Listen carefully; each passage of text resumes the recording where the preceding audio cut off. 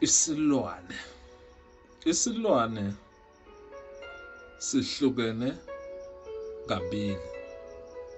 Khona isilwane esihlala ekhaya. Kukhona isilwane esihlala ehlathini.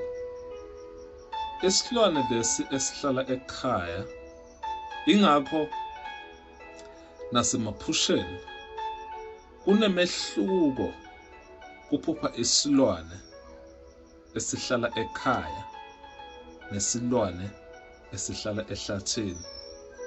Inkinga lebese iba khona manje.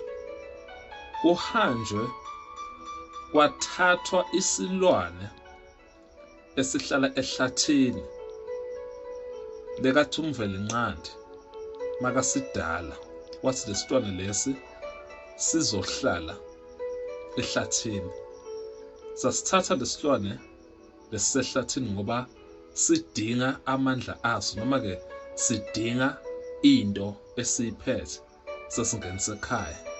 Ingakho ke manje usuthola ikhaya liphenduka liba yihlathi ngoba kulandwe into yasehlathini yazohlala endaweni lapho kungamele ihlale khona. Ngokuhamba ke kwesikhathi uthola lelo khaya seligcina selihamba hambe liphela, liqedwa yini umnikazi osobusa la kuleli khaya owasehlathini. Uzothatha ikhaya aliphendule vele kube yihlane ngoba yena wadalelwa ukuhlala ehlathini. Ingakho ngaso sonke isikhathi mawunesilwane lo amenyiswa sona, noma ke mawunesilwane lo wasilanda, uthanda ungathandi lihamba ikhaya liphenduke kube yihlathi. Abantu mabekhomba kuloya muzi bathi loya muzi bongawuphika ngesikhathi sakhona, kodwa njengamanje lo muzi siwaphenduka waba yihlathi. Yini isilwane sasehlathini sibe sazophendula ikhaya lapho kuhlala khona abantu kwaba yihlathi.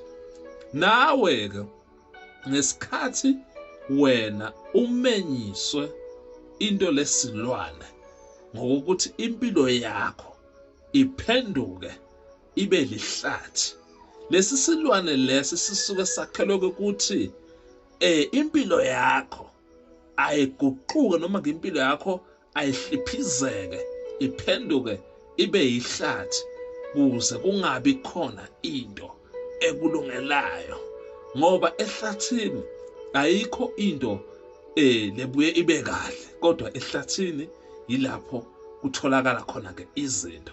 Kodwa mase kuthathwa into yakhona wabekwa yona kwathiwa njengamanje impilo yakho ayiphenduke ibe yihlathi, yilapho ke isilwane sizokwazi ukuthi ke impilo yakho siyimoshe, sikudlibhizele yonke into oyithandayo, sikunqamlele yonke into ofisayo kuba nayo ibhidlika. Isilwane siyakwazi ukuthi impilo yakho siyenze ibe lukhuni, yonke into othi uyithinta ngezandla zakho ingalungi. Lapho kufika khona wena abantu babe nemabhadi, noma lapho wena uthi wenza khona izinto zakho kube nelibhadi nje.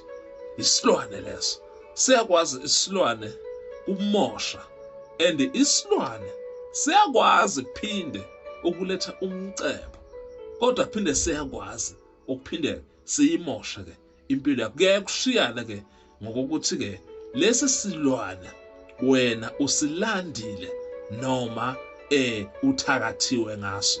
Khona isilwane osilandako ngokuthi cha ufuna sizokulekelela, usisuse ehlathini usibuyise ekhaya sizolekelela impilo yakho. Khona isilwane omenyiswa sona ungacelanga futhi ungazi, noma ke lesi silwane lesi sibe ukhondolo emndenini. Uthola ukuthi izinto zenu ekhaya senze nifike esigabeni lapho nimukela khona ukuthi cha thine izinto zethu zinje. Zonke lezo zinto lezo zihamba ngani? Ngeprocess yesilwane.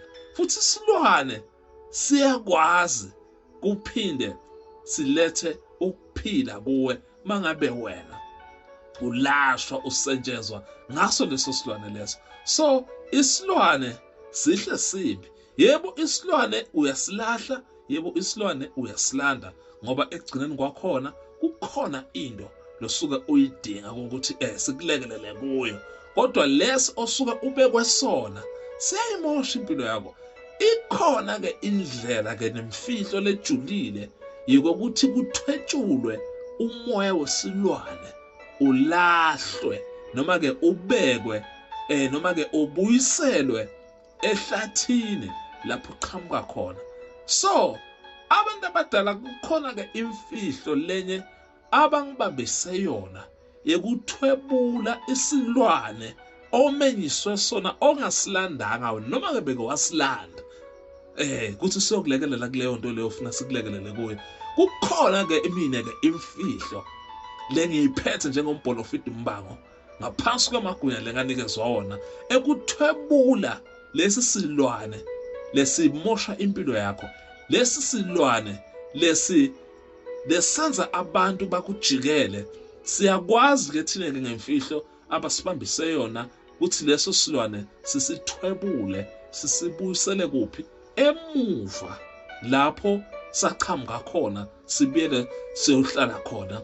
Ngaphambi kokuba ke lesi silwane sisibuyisele emuva, siyaye sikhulume naso ngokuthi ke asilungise umonakalo lesi siwumoshile empilweni yakho, bese siyahamba sibuyele emuva lapho bekade vele sihlala khona, ngoba lapho sikhona khona asidingeki ngoba siyamosha.